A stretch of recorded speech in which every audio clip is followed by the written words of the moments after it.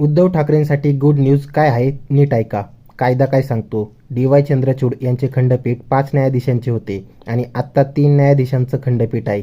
त्यामुळे चंद्रचूड यांच्या खंडपीठाने घेतलेले निर्णय आत्ताच्या या 3 न्यायाधीशांना बंधनकारक आहे.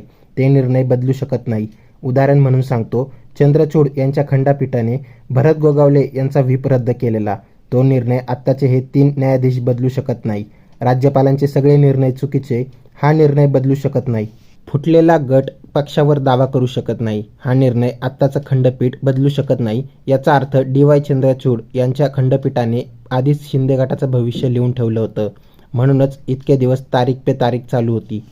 पुढची सुनावणी येत्या मंगळवारी किंवा गुरुवारी होणार आहे आणि या सुनावणी दरम्यान न्यायमूर्ती बागची यांनी एक अतिशय महत्वाचं स्टेटमेंट केलंय. माझ्या मते ते एक स्टेटमेंट हे एकनाथ शिंदे यांच्या गटामध्ये चिंता पसरवायला पुरेसं आहे. कारण युक्तिवादादरम्यान पक्षांतर बंदी कायद्याच्या होत असलेल्या गैरवापराबद्दल न्यायमूर्ती बागची असं म्हणाले, घटना कितीही चांगली असली तरी ती राबवणारे लोक जर वाईट निघाले तर ते वाईट ठरते, विच इज ट्रू. बाबासाहेबांनी ते लिहिलंय. पण पुढचं न्यायमूर्ती बागची यांचं हे जे स्टेटमेंट आहे, अर्थात ते ओरल स्टेटमेंट आहे, प्रत्यक्षात निवाड्यात येईल का नाही माहित नाही, परंतु ते वक्तव्य श्री उद्धव ठाकरे यांना प्रचंड दिलासा देणारं आहे आणि जे देशभरातल्या अनेक लोकांना मनापासून वाटतं की जे चाललंय ते काही बरोबर नाहीये. ते काय आहे तुम्हाला सांगतो. न्यायमूर्ती बागची असं म्हणाले की पूर्वी पक्षांतर हा घटनात्मक अपराध मानला जायचा. महत्वाचं स्टेटमेंट आहे. पूर्वी पक्षांतर हा घटनात्मक अपराध मानला जायचा, परंतु आज दुर्दैवानं तो सन्मानाचा बिल्ला, बॅज ऑफ ऑनर बनलाय.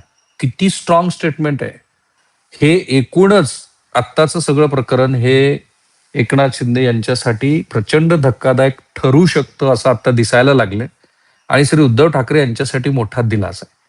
कारण ज्या पद्धतीने कपिल सिब्बल आर्ग्युमेंट करतायत, प्रत्येक गोष्ट मांडतायत, ते निवडणूक आयोगासाठी अडचणीचं ठरणार आहे. निवडणूक आयोगानं त्याला जी दिलेली जबाबदारी होती, असं कसं काय आयोग म्हणू शकतो की आमच्याकडे 2018 साली बदललेली घटना आलीच नाही. त्याच्यावरती बरीच आर्ग्युमेंट झाली, पण मूळ गोची कुठे झाली आहे तर आमदारांच्या अपात्रतेचा निर्णय घ्यायच्या आधीच तुम्ही पक्ष आणि चिन्ह एकनाथ शिंदे यांना देऊन टाकलं, कारण निवडणुका त्यावेळेला समोर होत्या.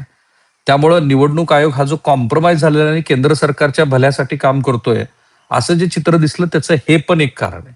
इकडे निवडणुका होत्या तेव्हा ज्या काय लागल्या होत्या त्या निवडणुकांना एकनाथ शिंदे यांना सामोरे जाताना सोपं जावं म्हणून ते पक्षचिन्ह एकनाथ शिंदे यांना दिलं. आत्ता ते निवडणूक आयोगाला प्रचंड अडचणीचं ठरलंय, कारण ती घटनात्मक चूकच होती.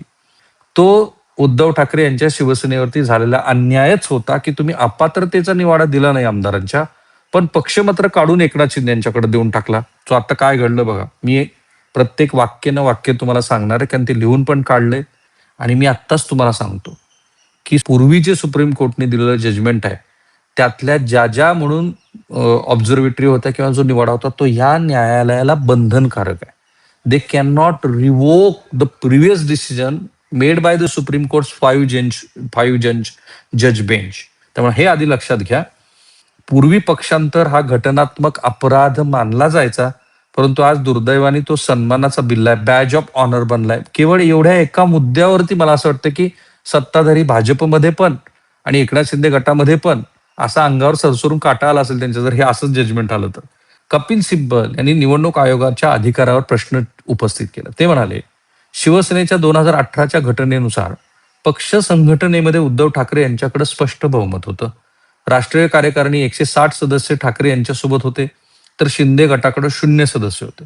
सुमारे 19.4 लाख प्राथमिक सदस्य ठाकरे यांच्याकडे होते. हे बहुमत नजरेआड करण्यासाठी निवडणूक आयोगानं सोयीस्करपणे 2018ची घटना रेकॉर्डवर नसल्याचं सांगून 1999च्या घटनेचा आधार घेतला. कलम 29A किंवा निवडणूक आयोगाच्या नियमावलीनुसार कोणत्याही पक्षाची घटना अवैध ठरवण्याचा किंवा नाकारण्याचा अधिकार आयोगाला नाही.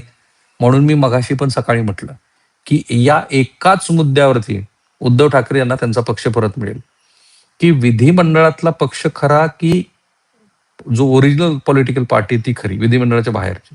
माझ्या मते विधिमंडळाच्या बाहेरचा पक्ष जो असतो तोच खरा पक्ष, कारण तोच एबी फॉर्म देतो, तोच ह्या लोकांना उमेदवारी देऊन निवडून आणतो, तोच प्रतोद नेमतो, तोच गटनेता नेमणत असतो. त्यामुळं उद्धव ठाकरे यांचा जो राजकीय पक्ष आहे त्याच्यात आधी कुणाकडे बहुमत आहे ते बघणं अपेक्षित होतं. अतिशय सोयीस्कररित्या निवडणूक आयोगानं तेव्हा त्याच्याकडे दुर्लक्ष केलं. न्यायमूर्ती बागची यांनी विधानसभा अध्यक्षासमोर अपात्रतेची याचिका आणि निवडणूक आयोगासोबत चिन्ह वाटप या दोन्ही प्रकरणातील कायदेशीर फरक स्पष्ट केला. हे इंटरेस्टिंग आहे. सिब्बल म्हणाले की बंडखोर आमदारांनी केवळ पक्षप्रमुखाचीच बैठक नाकारली नाही, तर दुसऱ्या राज्यात जाऊन नवीन प्रतोद म्हणजे व्हीप आणि गटनेता नेमला.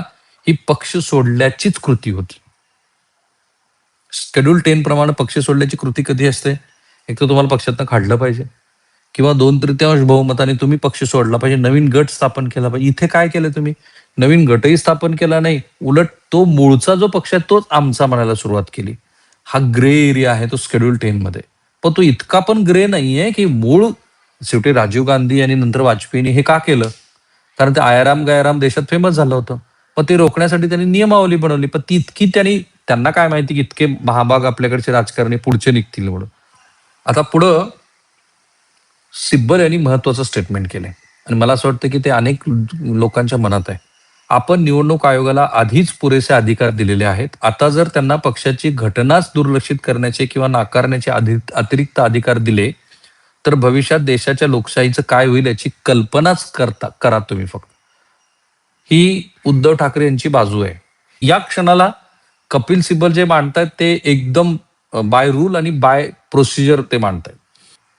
आणि मग या सुनावणीचं जे मी सार तुम्हाला सांगतो की काय. नंबर 1, एकनाथ शिंदे यांच्यासह 31 आमदार सुरत आणि नंतर गुवाहाटीला गेले. हा निव्वळ योगायोग नसून भाजपशी संगनमत करून सरकार पाडण्याचा पूर्वनियोजित कट होता. हा पहिला मुद्दा. कारण तो कट होता हे सिद्ध केलं की मग उद्धव ठाकरे भेटतच नाहीत, हिंदुत्व कॉम्प्रोमाइज वगैरे ह्याला काही अर्थ राहत नाही. हे महत्वाचं. नंबर 2 मुद्दा, निवडणूक हा तमाशा उरलाय. लोक एका पक्षाला मतदान करतात आणि आमदार दुसऱ्या पक्षात जातात.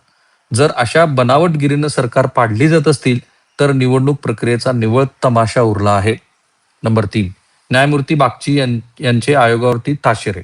कालही न्यायमूर्ती बागची यांनी असं म्हटलं होतं की निवडणूक आयोगानं विधिमंडळातील बहुमताचा विचार केला, पण खऱ्या अर्थानं त्यांनी राजकीय पक्षातील बहुमताचा विचार करणं अपेक्षित होतं. मग पुढं अध्यक्षांचा वेळकाढूपणा. विधानसभा अध्यक्ष राहुल नार्वेकर यांनी जाणीवपूर्वक वेळकाढूपणा केला, ज्यामुळे एका बेकायदेशीर सरकारनं आपला कार्यकाळ पूर्ण केला. सुप्रीम कोर्टात विधिमंडळ पक्ष विरुद्ध मूळ राजकीय पक्ष या कळीच्या मुद्द्यावरती सखोल कायदेशीर खल सध्या सुरू आहे. सुनावणीतून येणाऱ्या निष्कर्षानंतर महाराष्ट्राचं राजकीय भवितव्य ठरेल. आणि मग बाकीचं तुम्हाला सगळं वाद माहिती.